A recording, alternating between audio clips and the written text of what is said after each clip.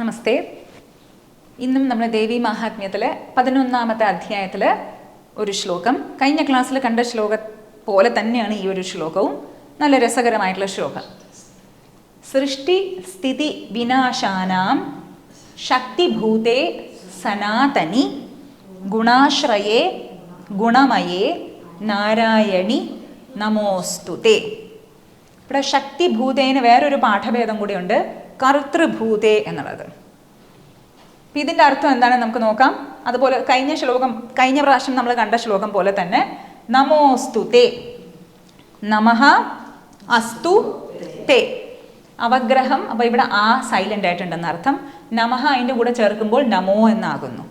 അപ്പോൾ തേ നമഃ അസ്തു, തേ അങ്ങേക്കായിക്കൊണ്ട്, നമഃ നമസ്കാരം ഇരിക്കട്ടെ, ഭവിക്കട്ടെ, അസ്തു ആരാണ് അങ്ങ്. ഇനിയെല്ലാം സംബോധനാ രൂപങ്ങളാണ്, ഒന്നൊഴികെ. അത് നമുക്ക് നോക്കാം. ആദ്യം ലാസ്റ്റ് മുതൽ തുടങ്ങാം. നാരായണി. നാരായണി എന്ന പദം നമ്മൾ കഴിഞ്ഞ ക്ലാസ്സിലും കണ്ടായിരുന്നു. നാരായണൻ്റെ സഹോദരി നാരായണി. അപ്പം നാരായണി ഈകാരാന്ത സ്ത്രീലിംഗ ശബ്ദത്തിൻ്റെ സംബോധന രൂപമാണ്.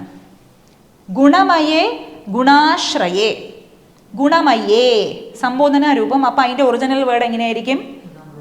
ഗുണമയാ, ഗുണമയാ, ഗുണമയാ, ഗുണാശ്രയേ, ഗുണാശ്രയാ. ഇത് രണ്ടും ആകാരാന്ത സ്ത്രീലിംഗ ശബ്ദം, അതിൻ്റെ സംബോധന രൂപങ്ങളാണ്. ഗുണാശ്രയേ സമസ്ത പദമാണ്. ആശ്രയമാണ് ആർക്ക്? ഗുണങ്ങൾക്ക്. ഗുണങ്ങൾക്ക് ആശ്രയമാണ് ദേവി. എന്നാൽ ഗുണമയേ, ഗുണം കൊണ്ട് നിറഞ്ഞിരിക്കുന്നു. ഗുണങ്ങൾക്ക് ആശ്രയം എന്ന് പറയുമ്പോൾ ദേവി വേറെയാണ്, ഗുണങ്ങൾ വേറെയാണ് എന്ന് വരും. പക്ഷെ ഗുണമയേ എന്ന് പറയുമ്പോൾ ദേവിയിലും ഗുണങ്ങൾ കാണാൻ സാധിക്കും എന്ന്. എങ്ങനെയാണ്? ഒരു സിനിമാ സ്ക്രീന് പോലെയാണ്. സിനിമാ സ്ക്രീനിൽ സിനിമ ഒക്കെ കാണുന്നുണ്ട്. സിനിമയ്ക്ക് സ്ക്രീന് ആധാരമാണ്. പക്ഷേ നമ്മൾ കാണുമ്പോൾ നമുക്ക് തോന്നും ആ സ്ക്രീനിൽ തന്നെയാണ് ഈ സിനിമയൊക്കെ ഉണ്ടത്. മാറ്റമൊക്കെ സംഭവിക്കുന്നത് സ്ക്രീനിലാണ് എന്ന് നമുക്ക് തോന്നും. അതേപോലെ തന്നെ സത്വരജസ് തമോ ഗുണങ്ങൾക്ക് ആശ്രയം ദേവിയാണ്. എന്നാൽ ദേവിയിലും ഈ ഗുണങ്ങൾ നമുക്ക് കാണാൻ സാധിക്കും. സൃഷ്ടി നടത്തുമ്പോൾ നല്ലവണ്ണം ഏത് ഗുണമാണ് ആശ്രയിച്ച് സൃഷ്ടി നടത്തുന്നത്? രജോ ഗുണം. സ്ഥിതി ചെയ്യുമ്പോൾ ഏത് ഗുണം വേണം? സത്വഗുണം. സംഹാര രൂപം ധരിക്കുമ്പോൾ തമോ ഗുണം വേണ്ടി വരും. അപ്പം എല്ലാം ദേവിയിലുമുണ്ട്. എന്നാൽ ദേവി എല്ലാത്തിനും ആശ്രയം കൂടിയാണ്. ദേവി സനാതനിയാണ്. സനാതനിയുടെ ഒറിജിനൽ ശബ്ദം എന്തായിരിക്കും? സനാതനി. ഹ്രസ്വമായി ഇത് ഗൗരി, നാരായണി പോലെ. നാരായണി, നാരായണീ, സനാതനീ, സനാതനീ എന്നൊരു ശബ്ദം. ഈകാരാന്ത സ്ത്രീലിംഗം, അത് ഹ്രസ്വമാകും. സരസ്വതി നമസ്തുഭ്യം, എപ്പോഴും അത് ഓർത്താൽ മതി. സരസ്വതി, സരസ്വതി എന്നുള്ളത് അല്ലയോ സരസ്വതി, തുഭ്യം നമഃ, അങ്ങേക്ക് നമസ്കാരം. സനാതനി എന്ന് പറയുമ്പോൾ എപ്പോഴും ഉള്ളവൾ ദേവി. ഈ ലോകം പ്രപഞ്ചം മുഴുവനും പ്രളയത്തിൽ ലയിച്ചാലും ദേവി എപ്പോഴും ഉണ്ടാകും, അതിന് ആധാരമായിട്ട്. ശരി, ഇനി ആദ്യത്തെ വരിയിൽ, ഈ വരിയിൽ രണ്ടും ചേർന്നിട്ട് നമ്മൾ മനസ്സിലാക്കണം.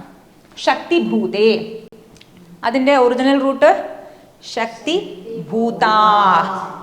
ശക്തിഭൂതയായിട്ടുള്ളവൾ, ശക്തി നൽകുന്നവൾ. എന്തിനാണ് ശക്തി നൽകുന്നവൾ? സൃഷ്ടി സ്ഥിതി വിനാശാനാം, വിനാശാനാം, രാമസ്യ രാമയോഹോ രാമാണാം. അപ്പം അത് ഷഷ്ടി വിഭക്തിയാണ്. വിനാശ, സൃഷ്ടി, സ്ഥിതി, ഈ മൂന്നെണ്ണത്തിനും, സൃഷ്ടി സ്ഥിതി വിനാശങ്ങൾക്ക് ദേവി എന്താണ്? ശക്തിഭൂതയായിട്ടുള്ളവൾ.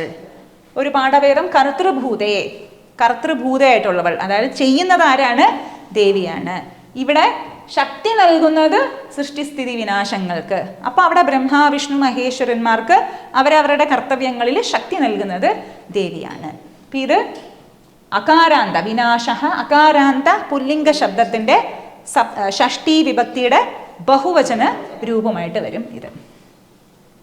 ഇതാണ് ആ ഒരു ശ്ലോകം. ഇനി അടുത്ത ശ്ലോകം നമുക്ക് അടുത്ത ക്ലാസ്സിൽ